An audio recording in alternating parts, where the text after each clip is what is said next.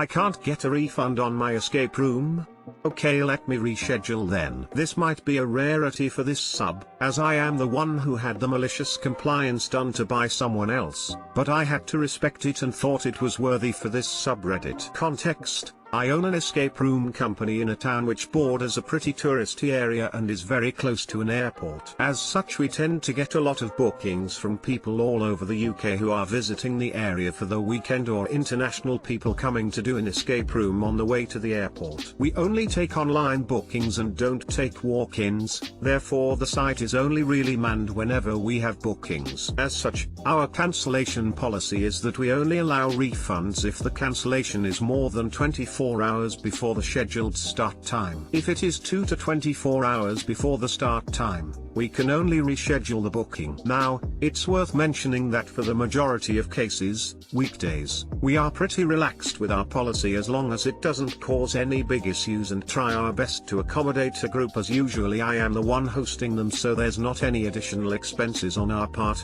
i.e. staff wages / loss of income from other potential customers. However, the only day where this policy is really relevant is on Saturday, where we are almost always entirely booked from morning to night and have staff members working for us. So any cancelled slots would most likely have been filled by other customers, and we are of course still paying our staff for that time. Although I must say, we have only ever had to enforce this policy a couple of times, as we are usually accommodate a group in some shape or form. Now onto the MC. So I get a call earlier today from a gentleman with a thick Scottish accent that was scheduled to come in with his group in around 2.5 hours from the time of the call. The group said that they would be unable to make their booking as they were running late with some other activities or something like that, and asked to reschedule the booking for a later slot. I checked our schedule but didn't have any slots left for today in any of our rooms. He then asked for a refund as they would be returning back to Glasgow tonight and didn't know when they would be next down here. I told him our policy and that our system only allows reschedules instead of refunds due to the time frame, and explained that given it's a Saturday we can't refund so close to the time as staff has been arranged, slot would have been booked, etc. etc. Rescheduling wouldn't have worked for them as they wouldn't be in the area anytime soon. After a short pause,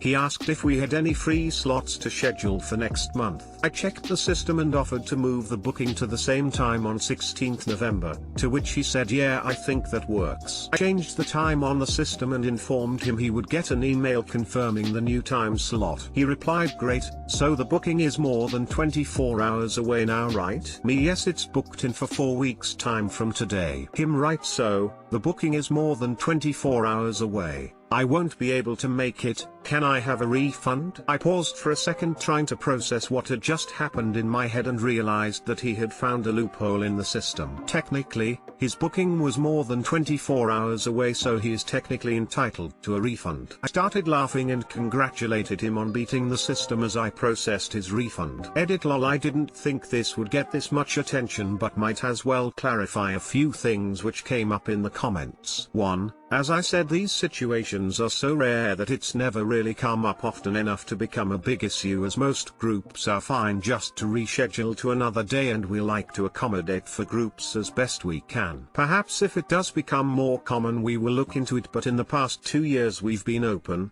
I can probably count on one hand how many times it's happened. 2. This is a common malicious compliance usually done with hotels, doctors, etc. Which is why I recognized it as malicious compliance straight away and thought it would fit here. 3. Obviously what I've posted is just the bare bones of the conversation. There was a bit of bantering back and forth, which is why I didn't mind as much issuing the refund, as he seemed like a nice guy. It goes to show, if you're a nice person, you might be more likely to get the rules bent for you than if you're a complete Karen. Plus chances are, next time he's this way, he'll make another booking down the line because of this interaction. This is why I didn't think he was being cheeky by cancelling straight after rescheduling. 4. Yeah, people do come to do an escape room on their way to the airport. Suppose it's a way of squeezing in a bit more entertainment into your holiday lul.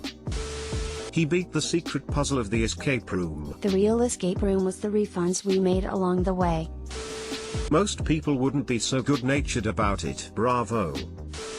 This is a really old LPT for dealing with hotels and doctors and such that have a policy like your escape room. I've had to use this dumb process to cancel a clinic appointment at the last minute to avoid penalty fees. Wasn't ballsy enough to do it in a single call though. Did this at Canadian Tire once. I bought and opened a car phone mount just to find out that it worked pretty terribly. Tried to get a refund but they can't refund opened packages, only do exchanges for the same product, assuming the first one was defective. So I exchanged my one that didn't work for a new one in the package, which I then returned for a refund. It wasn't dishonest, the first one honestly did not work as advertised, but just because it was a coconut design, not because that specific unit was malfunctioning. For you Southerners, a term I've discovered that Canadians use to describe all US Americans, and one which this former Connecticut resident took great offense to. But I digress. Canadian Tire is what you get when Lowe's, Target, and Tractor Supply all get together and have a baby. Quote a friend, they have one of everything, and two of some things. If you can't find it at Canadian Tire, you don't need it. By the way, I'm really enjoying Canada. Change the policy to first booking can be refunded on a 24-hour notice.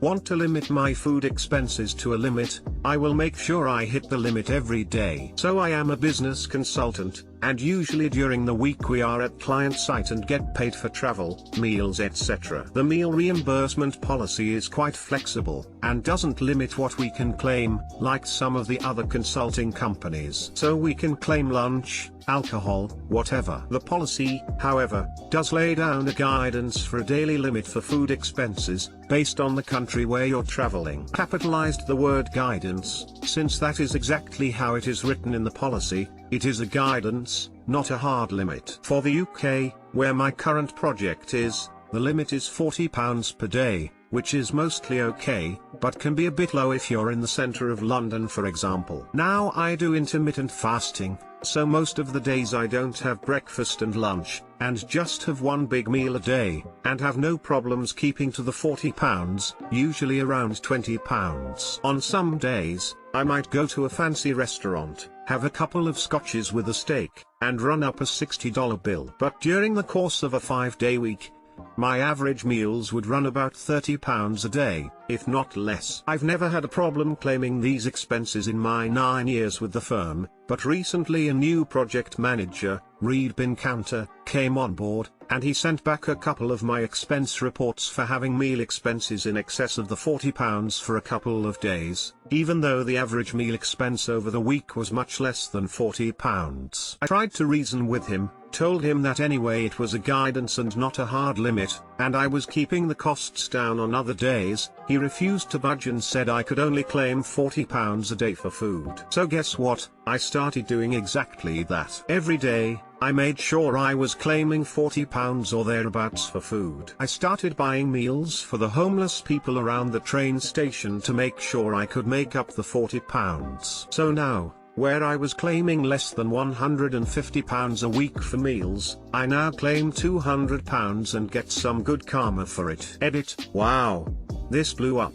I went to dinner after work, got to make sure to get the £40 worth of food in, and got back to thousands of upvotes, hundreds of comments, gold, silver, front page, and God knows how many subreddits I've been added to. Thanks a ton folks. Glad to see my little way of getting back at the man has given you some entertainment. Went through the same thing couple years ago, but ours has limits on a meal per day. For example, $15 for breakfast and $20 lunch and $30 dinner. Most of the team we would usually skip breakfast and have cheap lunch on the go and have a nice dinner. So depending where you are at, it wouldn't be shocking to see something like this. Breakfast $0, lunch $7, dinner $45. We all got slapped on wrist pretty hard couple months in the row. So we all started maxing every meal, even it meant spending a little over and paying out of pocket, and even maxing breakfast at gas stations on road snacks. After a little while the rules were updated to give us a soft day limit for meals. That is just stupid. Our company did list 3 meals, but more in order to track receipts, as it is easier for them to enter them that way. The good way to get around that is by having a team meeting and listing it as a business expense rather than a personal meal expense. I had a boss who tried this and wouldn't budge. We ended up in a disciplinary with HR overseeing the discussion. HR found in my favor and asked me to leave. The boss was another 45 minutes before he did so. 45 minutes of spanking? That's almost a full hour of a free massage. Edit, thanks for the silver. I am going to use this opportunity to spread misinformation about a cause I think you all need to know about. Happy ending massages are necessary. Haman is an organization that ensures that every massage ends with a happy ending, regardless of the zucchini of the massage therapist or the victim. Haman provides qualifying massage therapists with a handbook that explains how to provide a stress-releasing happy ending and how to milk their clients for free massage oil. Haman is a for-profit tax-exempt organization that requires blood donations to remain open. Donate today.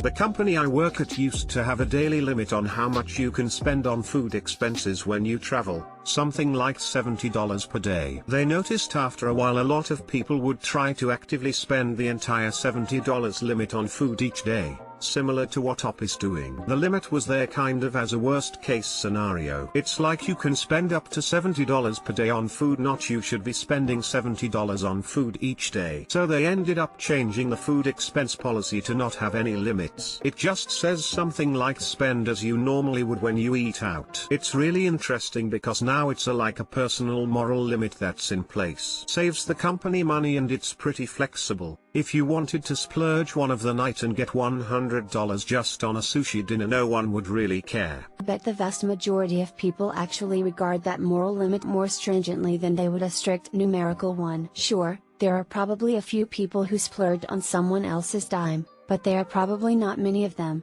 and you can call them in and say, wait a minute, I don't want you spending more than $70 or you may not order wine costing more than $10 a meal. Fight the power. Also, it's really sweet you buy food for the homeless. In most stories of MC, I'm like, man, FCK your boss for whatever reason. But this instance with how you turned it into feeding the homeless, bro, that's a compliance I can get behind. Gas company wants $3.95 to pay a 0.58 cent bill online. Dear customer, per our terms and conditions, cash payments are not accepted. You now have a $25 late payment fee. This will likely happen to me, but at that point I can at least pay it online. Smiley face. My mortgage company recently instituted a $3.50 charge to use their previously fee-less online portal to pay my bill. I have 2 mortgages with them, so it ends up being $84 a year that I pay for the privilege of paying them, which I find to be complete cheesecake. So I reverted to sending checks through my online bill pay with my bank. And despite the fact that I send them as 2 separate checks, with 2 different account numbers and 2 different property addresses in the memo field, the mortgage company continues to apply both checks to one property. And every month they call me to tell me one of my mortgages is past due. And every month I explain the situation to the rep and he spends 30 minutes on the phone with me reapplying the funds to the correct properties, crediting the late fees back, noting the accounts, and ensuring it doesn't go on my credit report. So instead of allowing your customers to use your portal, which I understand has costs for servers, maintenance, etc., and chalking it up to a cost of doing business, I will happily waste a half hour of yours every month to avoid your butternut fee. On this most recent phone call, the CSR suggested it's just $7 per month. It's an insignificant amount, really, for the convenience. One of my old teachers once got an electricity bill for $0.02. Went in and said he wanted to pay cash. We live in Australia where we haven't had 1 cent or 2 cent coins for a long time. 5 cent is the smallest. The person at the counter said okay, that's 5 cents. He then spent 30 minutes arguing that technically 2 cents is rounded down to $0. Long time ago when I worked in retail and my country still had 5C coins, my company rounded anything less than 5 cents down to the nearest multiple of 10. We had a back to school sale on stationery. The smallest notebook we had was on sale for 4C. First purchase of the day. On the first day of the sale, a guy comes in and buys just a notebook and nothing else. Pays cash. Till rounded it down to $0. And he walked out paying nothing. We called the head office and by 10 a.m. the price was changed to 5C. Should have sent them slightly more than the bill amount so that they would have to cut you a check for pennies. Jesus, you should have sent all pennies in an envelope full of fake pennies. Ha ha ha, I was going to send all pennies but decided I was too lazy to be that indignant.